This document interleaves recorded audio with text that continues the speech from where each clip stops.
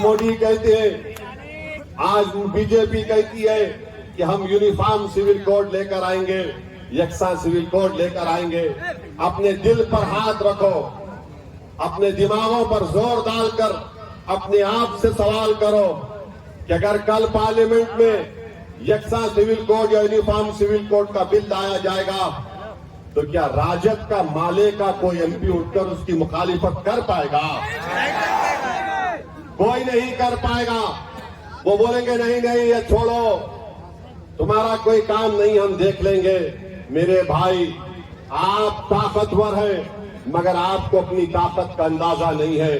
इसीलिए मेरी आपसे अपील है कि आप मुत्तहिदा तौर पर अपने के कोड का इस्तेमाल करिए।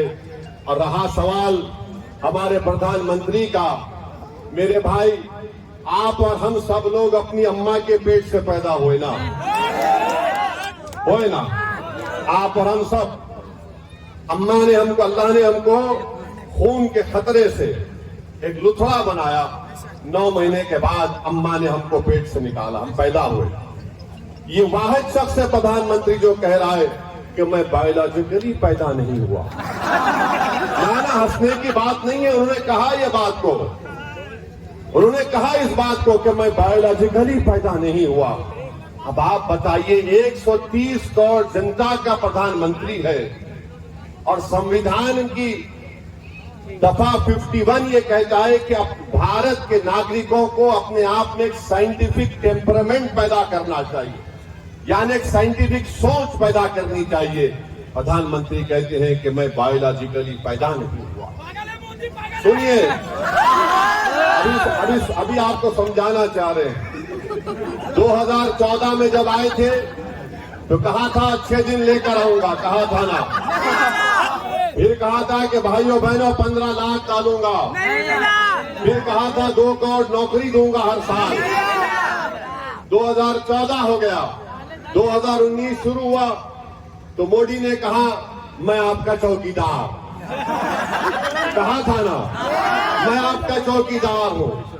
फिर चुनाव हो गया तो कहा मैं आपका सेवक हूं। फिर कहा सेवक हूं। अब 24 आ गया तो कह रहे हैं कि मैं बायोलॉजिकली नहीं पैदा हुआ।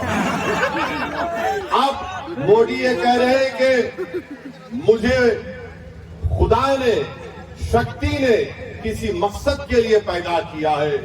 अब वो दिन दूर नहीं है कि नरेंद्र मोदी कह देंगे कि मैं ही सब कुछ हूं, मेरी पूजा करो। मोदी जी, आप अहंकार का शिकार हो चुके हैं, आप गुरूर में डूब कर बोल रहे हैं। याद रखो, भारत एक देश है और देश बड़ा है। नरेंद्र मोदी, तुम देश से बड़े कभी थे ना कभी रहोगे इंशाअल्लाह। मोदी जैसे 56 लोग आके चले जाएंगे मगर भारत रहेगा इंशाअल्लाह ताला। भारत किसी एक शख्स का मोहताज कभी नहीं था। अब मोदी ये समझने लगे हैं कि मैं हूं तो भारत है, मैं नहीं है तो भारत नहीं है। मोदी जी, आप गलतफहमी का शिकार हैं। भारत बहुत बड़ा है। और मोदी जी, एक बात को सुन लीजिए, ये जमीन व आसमान को बनाने वाला खुदा है। आसमान, ये जो आसमान है मोदी जी, इसको जो शामियाना बनाने वाले का नाम खुदा है। बारिश को बरसाने वाला खुदा है। खाना खिलाने वाला खुदा है। सारी मखलूक को पैदा करने वाला खुदा है। मोदी जी, आप और हम सिर्फ एक खिलौना है खुदा के सामने। तो आप ज्यादा अहंकार में डूबकर जो मोदी जी बातें कर रहे हैं, आज उनका भाषण सुनिए आप। बिहार में मोदी, बल्कि यहीं पर काराकाट में मोदी जी ने कह दिया कि आप प्रधानमंत्री की जबान से, मोदी ने कहा कि मुजरा निकल गया। एक वजीर आजम मुजरा बोलेगा अपनी जबान से? मोदी जी, आप कैसे इस तरह की जबान इस्तेमाल कर रहे हैं? मुजरा कहते हैं, मुजरा अपना हो रहा है, नाच हो रहा है। देश के प्रधानमंत्री हैं आप, 130 करोड़ जनता के प्रधानमंत्री हैं। कुछ तो मर्यादा रखिए। आप वजीर आजम प्रधानमंत्री रहकर मुजरा कहेंगे? फिर महिलाओं का सम्मान आप कैसे करेंगे मोदी जी, बताइए आप। और देश का प्रधानमंत्री कहता है कि भारत के मुसलमान घुसपैठी है। मोदी जी, हम घुसपैठी नहीं है। याद रखो मोदी जी, जब देश की आजादी की लड़ाई बिहार में लड़ी जा रही थी उस वक्त तो लड़ने वाले आरएसएस के लोग नहीं थे, चड्डी पहनकर फिरने वाले। लड़ने वाले हमारे बुजुर्ग थे जो जेल की सजाओं को भुगते, अंग्रेजों की लाठियां अपने सर पर खाई, अपना सब कुछ कुर्बान किया और आज हमको घुसपैठी कहती है। मोदी जी कहते हैं कि मुस्लिम महिला ज्यादा बच्चे पैदा करती है। मोदी जी, झूठ है ये। आपकी सरकार का डेटा कहता है कि मुस्लिम महिलाओं का TFR rate, total fertility rate बहुत ज्यादा, सबसे ज्यादा गिरा है।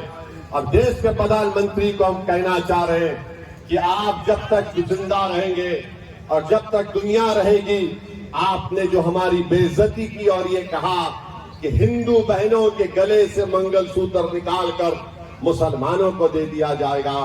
मोदी जी, अगर इस देश में अगर कोई हिंदू बहनों के मंगलसूत्र की हिफाजत करने के लिए अगर जान के नजराने अगर कोई देता आया और देता रहेगा तो मुसलमान है। हम किसी बहन के गले से दूसरा मंगलसूत्र लेने वाले नहीं है। मोदी जी, क्या हमारी गैरत नहीं है? क्या हम में हमियत नहीं है? क्या हम में इज्जत नफ्स नहीं है कि कैसे तुमने हमारी बेइज्जती करने के लिए इस तरह की बकवास की?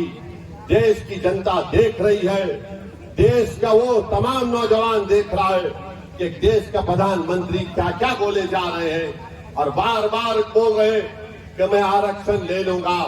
इसीलिए नौजवानों, युवाओं, मैं तुमसे अपील कर रहा हूं कि देख समझकर अपने वोट का इस्तेमाल करो। अगर तुम बीजेपी का साथ दोगे तो तुम अपनी बर्बादी को दावत दे रहे हो। नौजवानों, अगर दोबारा तीसरी मर्तबा देश का प्रधानमंत्री मोदी बनेगा तो नौजवानों, तुम्हारा मुस्तकबिल खराब हो जाएगा, तुम्हारा कोई मुस्तकबिल नहीं होगा। क्या होगा देश में कि मस्जिद और मंदिर के नाम पर लड़ाया जाए, मस्जिद और मंदिर के नाम पर लड़ाया जाए और बीजेपी उस पर अपनी रोटी सेकते रहेगी और सत्ता को हासिल करते रहेगी।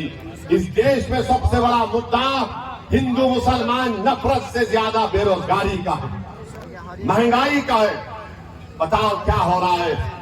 ना रोजगार है, ना महंगाई कम हो रही है। और मोदी जी से आप बोलेंगे तो मोदी जी बोले, अगर आप जाकर पूछेंगे बीजेपी आरएसएस मोदी से कि ओवैसी ने अपने भाषण में कहा कि बेरोजगारी बहुत बड़ा मुद्दा है, तो मोदी बोलेंगे वो लाख डाल देंगे, लाख डाल देंगे, उसको लाख डाल देंगे।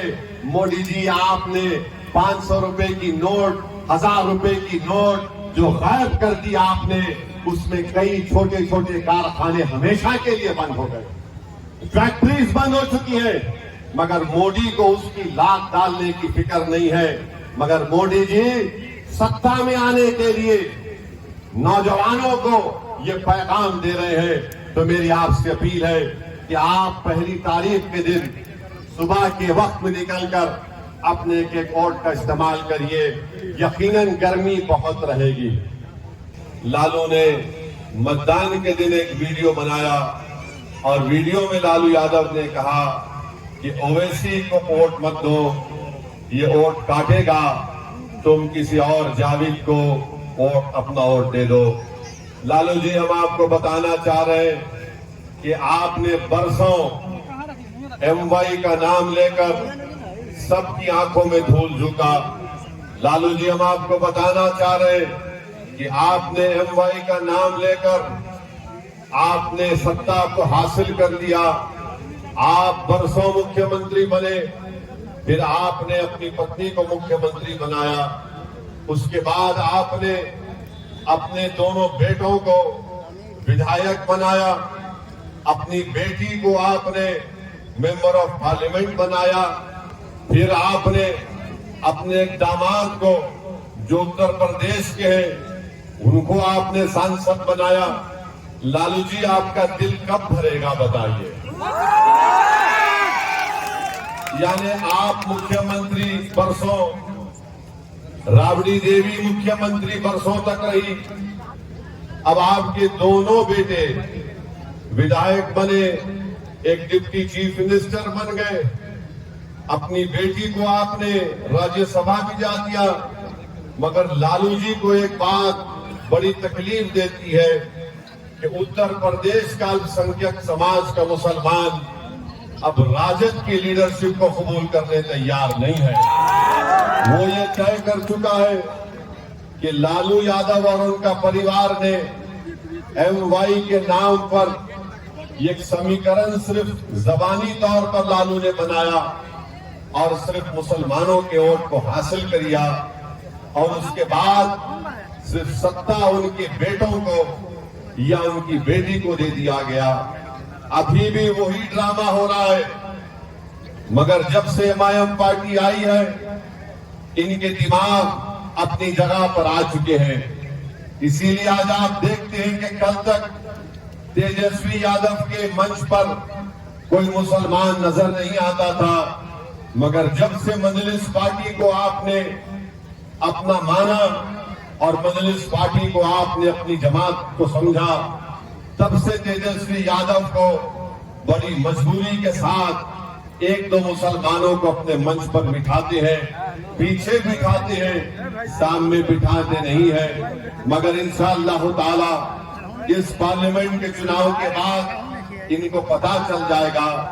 मेरी इज्जतदार मां और बहनों से मैं अपील करना चाह रहा हूं कि यकीनन हमारी भी कोशिश यही है कि तीसरी मर्तबा देश का वजीर आजम प्रधानमंत्री नरेंद्र मोदी ना बने।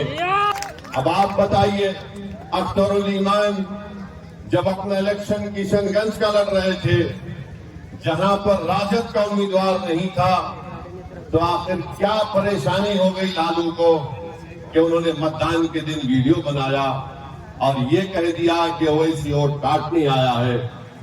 ये एक बात सामने आ गई कि लालू नफरत करते हैं, राजद नफरत करती है, तेजस्वी नफरत करता है। वो नहीं चाहते कि अल्पसंख्यक समाज मुसलमानों की एक सियासी लीडरशिप पैदा हो जाए। मैं आपसे ये अपील करने आया हूं मेरे भाइयों बहनों, गयूर नौजवानों, याद रखो, तुम सिर्फ वोट डालने वाले बनोगे तो फिर हमको गुलामी करना पड़ेगा। अगर आप वोट लेने वाले बनेंगे तो आप इंशाअल्लाह ताला अपनी लीडरशिप को बनाएंगे। लोग आपके पास आकर अपनी तकलीफ को बयान करेंगे। आपके पास लोग आकर आपसे कहेंगे कि हमसे इंसाफ करो। आपने बरसों साथ किया, कभी कांग्रेस का, तो कभी राजद का, तो फिर कभी नीतीश कुमार का। आज मजलिस इत्तेहादुल मुस्लिमीन एक मुतबादिल और एक ताकतवर विकल्प बनकर बिहार में उभरी है। मेरी आपसे दबन गुजारिश है कि आप अपना एक वोट 1 तारीख के दिन पतंग छाप के निशान पर बटन दबाइए। और हम आपसे वादा कर रहे हैं कि इंशाअल्लाह ताला अगर दिल्ली में जरूरत पड़ेगी, भारत की जनता ऐसा फैसला देगी कि तीसरी मर्तबा इस देश का प्रधानमंत्री नरेंद्र मोदी ना बने, मैं आपको बता रहा हूं, वादा कर रहा हूं कि MIM पार्टी यकीनन पूरी कोशिश करके किसी ऐसे शख्स को इस देश का प्रधानमंत्री बनाएगी जिसका ताल्लुक बीजेपी से और नरेंद्र मोदी से ना हो। हम इस बात से वादा कर रहे हैं। मगर याद रखिए, इसका ये मतलब नहीं है कि हम इनकी गुलामी करते रहेंगे।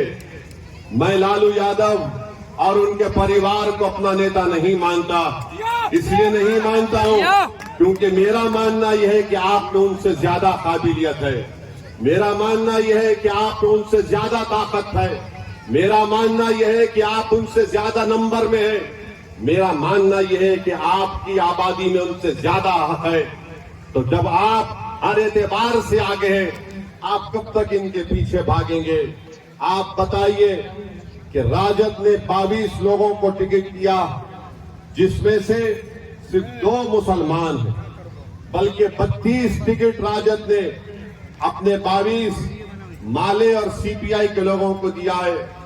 उसमें सिर्फ 2 मुसलमान हैं।